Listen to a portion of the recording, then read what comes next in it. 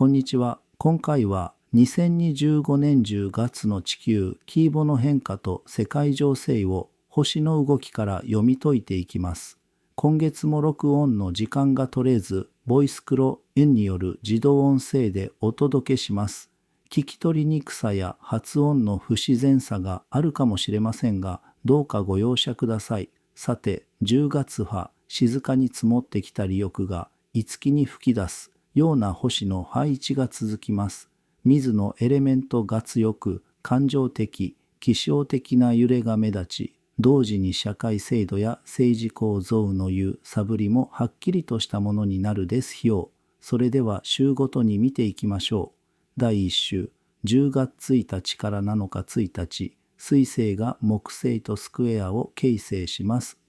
これは情報、発信における過信や誇張、過激な発言の増加を示します。特にメディアや SNS ではフェイクニュー、艶過剰な反応が起こりやすく、集団心理の暴走に注意がヒットすようです。3日、水星が議論とオポジション。社会の中で言葉や情報が人々の痛みやとラウマを刺激する傾向があります。医療や教育、政治的な発言をめぐって対立が表面化する可能性も。6日には水星がさそり座へ、ここからは情報が真相へと向かい、暴露、内部告発、裏情報の浮上が始まります。7日、お羊座で満月、突発的な事件や火災、衝突時この増加がフェア水配置、個人国家レベルでの感情の爆発、単独行動が目立ちやすくなります。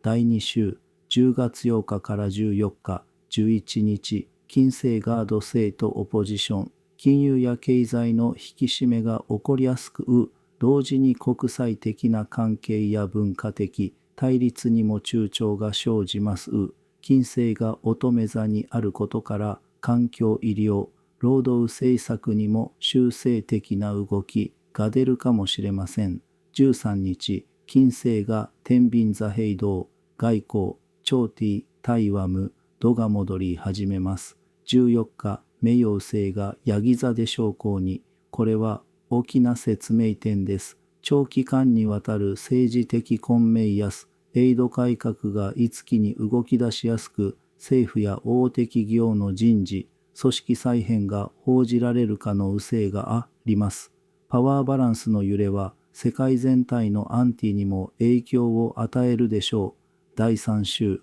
10月15日から21日17日、太陽と木星がスクエア、カードナリソー主義心更新による対立が起こりやすい時期です。政策の失敗やリーダーの判断ミスが目立つことも。18日、太陽が議論とオポジションに、戸塚市同窓や専門家の過去の傷、未解決の問題が再浮上、社会全体がそれにどう向き合うかが問われます。21日、天秤座で新月、この新月は外交、司法、契約に新しい動きが出るタイミングです。ただし、木星と議論による T、スクエアが重なっており、国内外での摩擦や使用突、和解の難航も懸念されます。第4週、10月22日から31日22日、逆行中の海王星が魚座にも追ってきます。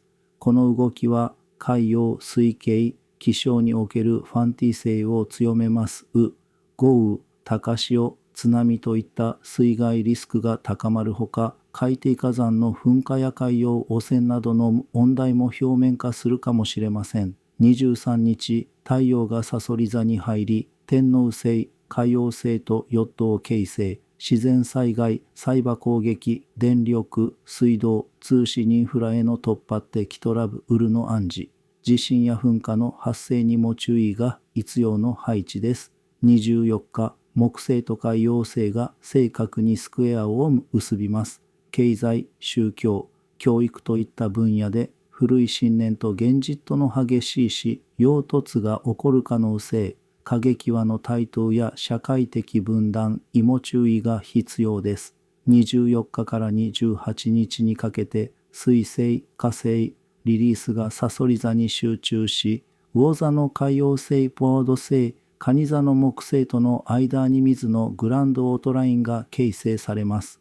これは一見、癒しと浄化の流れのように見えますが、現実には水による破壊が強調されやすくなります。台風、洪水、沿岸部の高潮、地下水やダムの異常など、水害全般に最大級の警戒が必要です。また、感情的パニックや集団ヒステリも誘発されやすい流れです。29日、水星が海王星とトライン、芸術、映像、直感は冴える反面、現実感覚が鈍くなりやすい日。直後、水星は手座に入り、天王星とオポジションに、突発的なニュース、爆発的な報道、国家間の発言衝突などに注意が必要です。30日、火星ガード星とトライン、災害対策、復旧計画、組織的対応において前向きな流れが生まれます。冷静な行動と長き視線を持つことが鍵になります。